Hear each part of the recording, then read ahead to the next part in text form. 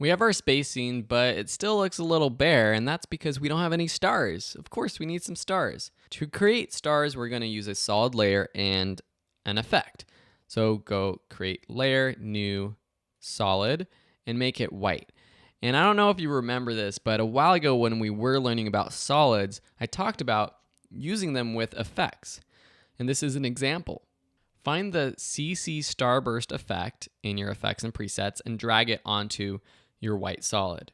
Automatically, the solid turns into this sort of star-like field with all these little circles. But if you play through it, you can see that the stars are actually moving. So if I turn off all these other layers, play through this, this is a cool effect in itself, but I actually don't want our stars to be moving because we already have a camera move that will make it look like we're moving in space. So there are some settings that we want to play around with. One is the speed. So I'm going to set the speed to 0. So now these dots just stay still. The next, I want them to be smaller. So with the size, I'm just going to make them really small. Something like 20. It doesn't even let you go below 20, but 20 is perfect. Next, I'm going to put this behind all of our other layers. Now this is cool, but if I play through this, it doesn't necessarily look that good because the stars would probably be moving a bit while we're zooming out from the sun. So what we can do is just a quick scale animation. So bring up the scale for this solid. At the end, we will set it to 100%. And then at the beginning, we'll make it like 120 or so. And by doing that, it looks like it's shrinking, or it looks like you're sort of zooming out.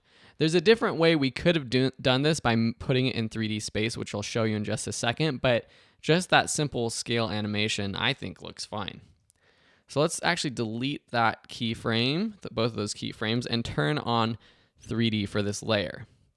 You'll notice when I do that, it disappears, and that's because it won't be seen until at the very end when we see the Earth, because it's on the same sort of plane as the Earth, at the same point in Z space. So if we bring up our position for the Earth and for our white solid, which I'll rename stars, we'll see we're at 0 Z space. We want our stars to be behind the sun.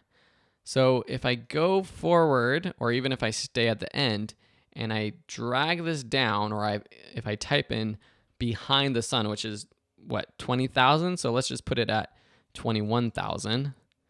So it's behind the sun, but now we don't see it.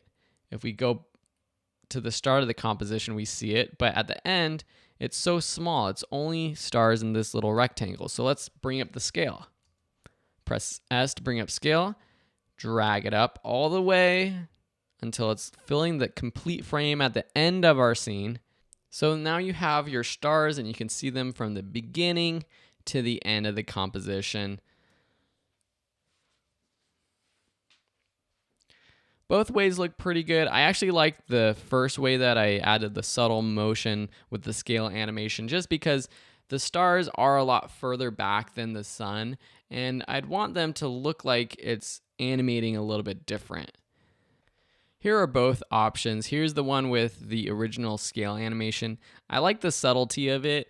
There's not too much motion. Even when we're zoomed in on the sun, we know those other stars are really, really far away, and so they should be moving more slowly compared to the other option which we did with the 3D layer.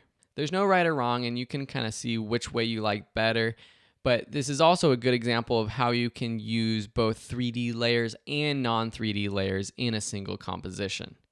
And just to clarify, so if I have the other stars, the non-3D stars, the 3D layer, this layer doesn't get affected by the camera motion at all. What's being animated is the scale with keyframes, but none of the other camera animations with the null object or anything will affect what this layer looks like. Only layers that are enabled for 3D are affected by that. All right, I hope you liked this section of the course about 3D animations. Now you can use these techniques in all of your other motion graphics and projects. We will be diving into using lights and building out even more advanced 3D compositions in a future lesson, but for now you know the basics, and we're going to move on to some other effects that are important and just kind of understanding how you can work with more effects from the Effects and Presets tab. Thanks for watching and have a great day.